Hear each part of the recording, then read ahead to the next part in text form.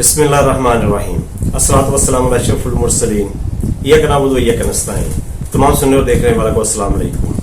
मैं हूं आपका मेज़बान चौधरी मुदस्सिर। आप मेरा यूट्यूब चैनल बफ ट्यूशन ऑफिशियल।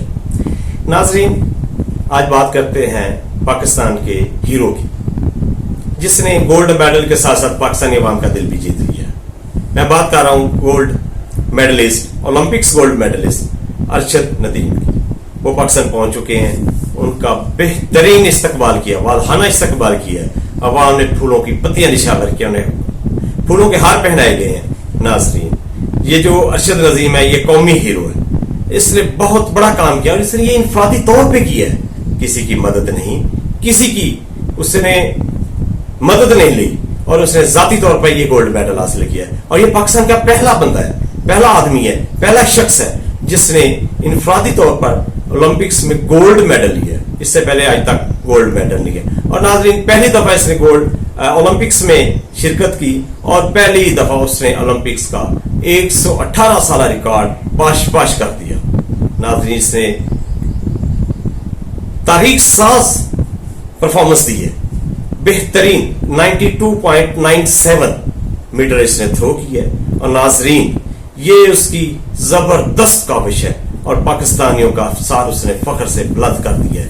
जब लाहौर एयरपोर्ट पे उसका त्यारा पहुंचा तो वाटर सल्यूट उसे पेश किया गया। अवाम ने अरशद नदीम जिंदाबाद के नारे लगाए, पाकिस्तान जिंदाबाद के नारे लगाए। वफाकी और सूबाई वज़रा ने उनका इस्तकबाल किया, उनके वालिद उन्होंने गले लगाया। और एक छोटा सा पैगाम, ये बड़े आजिज इंसान है नाज़रीन, इनमें कोई गुरूर तकब्बुर नहीं है। उसकी एक छोटी सी मिसाल है कि आने से पहले हमने एक छोटा सा वीडियो पैगाम रिकॉर्ड करवाया।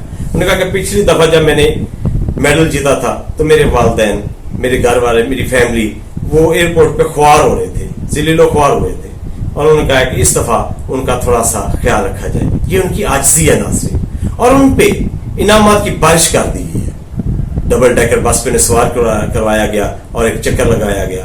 उसके बाद उनकी जो प्रोटोकॉल है वो बड़ा जबरदस्त, पुलिस की गाड़ियां उनके साथ थी।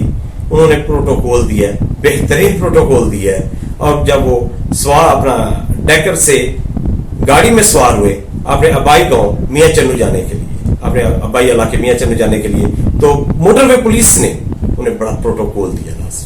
पुलिस की गाड़ियां उनके उस काफिले के साथ थी।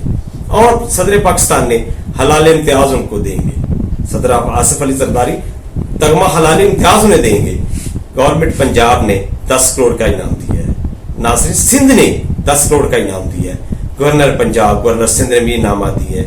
गुलकार अली जफर, उन्होंने भी इनाम दिया है। जो एयरवाई के मालिक है सलमान इकबाल, उन्होंने अपार्टमेंट दिया है। ये नाज़रीन, ये इब्तदाई है। जो वर्ल्ड एथलेटिक्स फेडरेशन है उसने $50,000 इनाम दिया है। ये इब्तदाई इनामात है।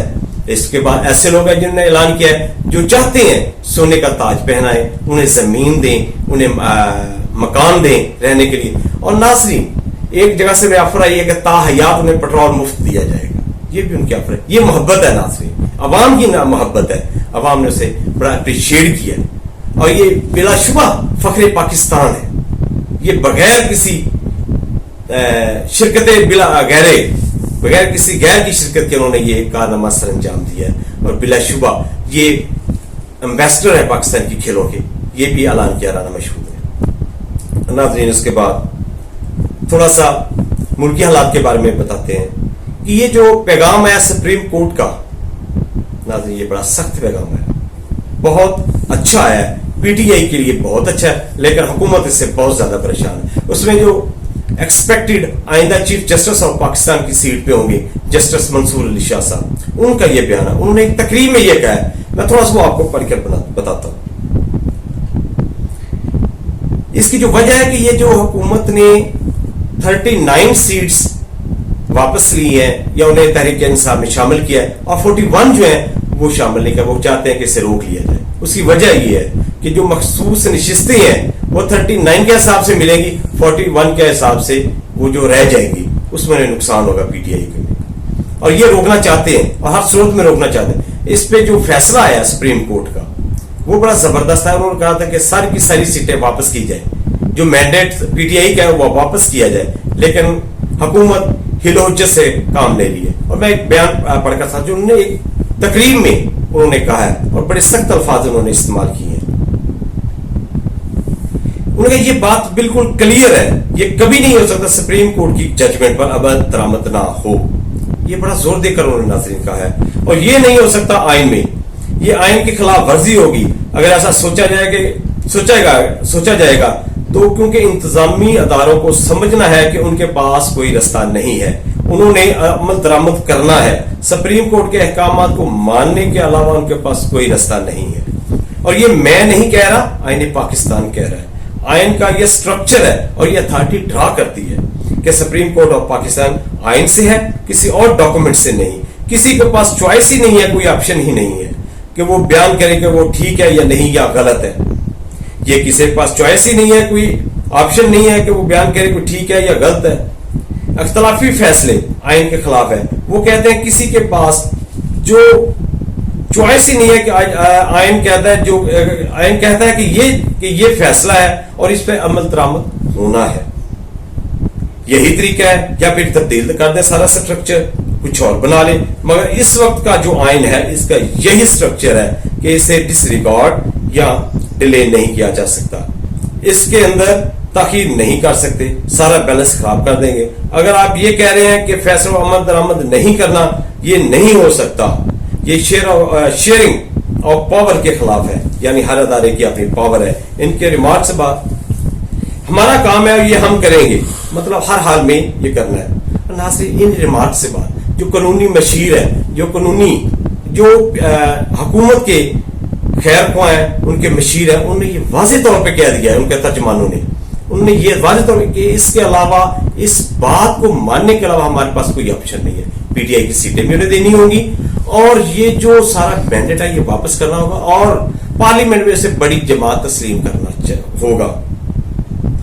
اور ناظرین, 9 مئی کے حوالے سے یاسمین راشد, اس کی ضمانت کے حوالے سے شاہ محمود قریشی صاحب نے یہ کہا ہے کہ ہماری ضمانتیں رہنے دیں اور یاسمین راشد جو ہے وہ کینسر کے مریض ہے, ان کی ضمانتیں لے لی جائے.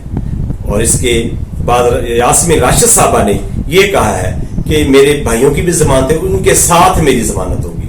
اور شاہ محمود قریشی صاحب نے ایک بیان دیا ہے, ان کو کسی کو اچھا لگے یا برا لگے, عمران ایک حقیقت ہے. اور انہوں نے کہا ہے کہ میرے اور پروسیکیوشن کا جو فیصلہ ہے وہ قرآن حکیم بھی کیا جائے, جو گواہان ہیں وہ چھوڑ دیا جائے, قرآن حکیم پہ اس کا فیصلہ کیا جائے. اور ناظرین, اور جاتے جاتے بنگلہ دیش کے ایک چیز اور بتاتا ہوں, بنگلہ دیش کے جو چیف جسٹس ہیں انہوں نے ریزائن کر دیا ہے.